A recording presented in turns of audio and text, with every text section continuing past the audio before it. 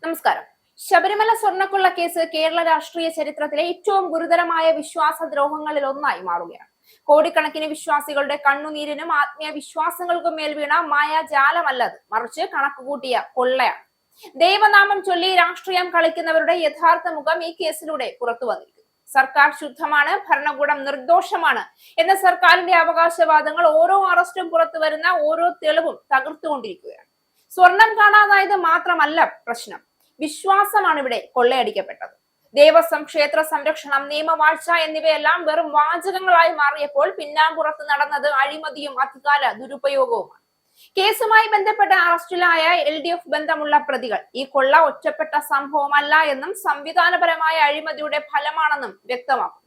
ജനങ്ങളെ മയക്കാൻ അന്വേഷണങ്ങൾ, സമിതികൾ, വിശദീകരണങ്ങൾ എല്ലാം നടക്കുമ്പോഴും യഥാർത്ഥ പ്രതികൾക്ക് രാഷ്ട്രീയ കുടയൊരുക്കിയ സർക്കാർ നിലപാട് ഗുരുതരമായ സംശയങ്ങൾ ഉയർത്തുന്നു. ശബരിമലയിൽ നടന്നത് ഒരു സാമ്പത്തിക കുറ്റകൃത്യമല്ല, അത് ഭരണകൂടത്തിന്റെ നൈതിക പരാജയത്തിന്റെ തുറന്ന പ്രഖ്യാപനമാണെന്ന് പറയേണ്ടി വരും. ഇപ്പോൾ ശബരിമല ദ്വാരപാലക കേസിൽ ഉണ്ണികൃഷ്ണൻ പോറ്റിക്ക് ജാമ്യം അനുവദിച്ച് കൊല്ലം വിജിലൻസ് കോടതി ഉത്തരവായിരിക്കുന്നു.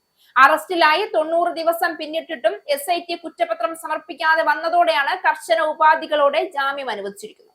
എന്നാൽ കട്ടിളപ്പാളി കേസിൽ ജാമ്യം ലഭിക്കാത്ത സാഹചര്യത്തിൽ പോറ്റിക്ക് ജാമ്യം ലഭിച്ചെങ്കിലും നിലവിൽ പുറത്തിറങ്ങാൻ കഴിയില്ല. ശബരിമല സ്വർണ്ണക്കൊള്ളയിലെ ആദ്യ ജാമ്യമാണ് ഉണ്ണികൃഷ്ണൻ പോറ്റിയുടെ.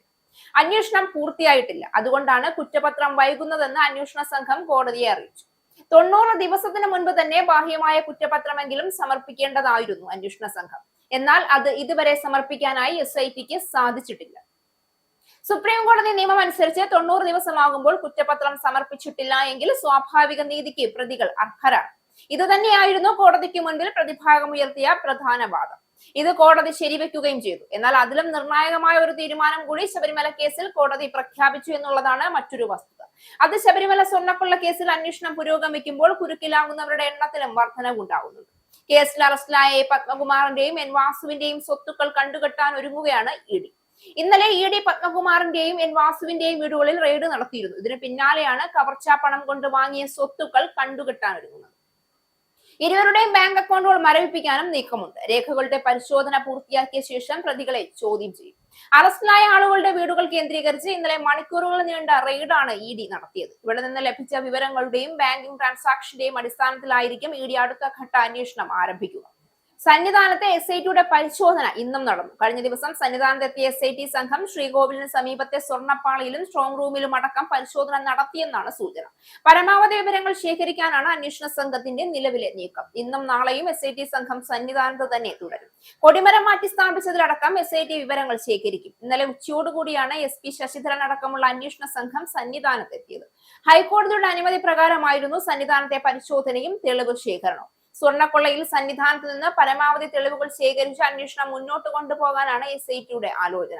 അറസ്റ്റുകളും തെളിവുകളും സാക്ഷികളും ഒന്നിച്ചു ചേരുമ്പോൾ ഈ കേസിൽ സർക്കാരിന് രാഷ്ട്രീയ ഉത്തരവാദിത്തത്തിൽ നിന്ന് ഇനി ഒഴിഞ്ഞുമാറാൻ കഴിയില്ല.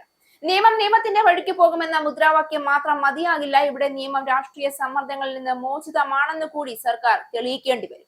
ഇടതുബന്ധമുള്ള പ്രതികൾ അറസ്റ്റിലായിട്ടും സർക്കാരിന്റെ മൗനം, നിഷേധം, കുറ്റം ചെറുതാക്കാനുള്ള ശ്രമങ്ങൾ എല്ലാം ജനാധിപത്യത്തിന്റെ ആത്മാവിനെ വെല്ലുവിളിക്കുന്നതാണ്. ശബരിമല വിശ്വാസത്തിന്റെ പേരിൽ വോട്ടു തേടിയവർ ഇന്ന് അതേ വിശ്വാസത്തെ സംരക്ഷിക്കാൻ തയ്യാറാകാത്തത് ചരിത്രം കടുത്ത ഭാഷയിൽ രേഖപ്പെടുത്തും.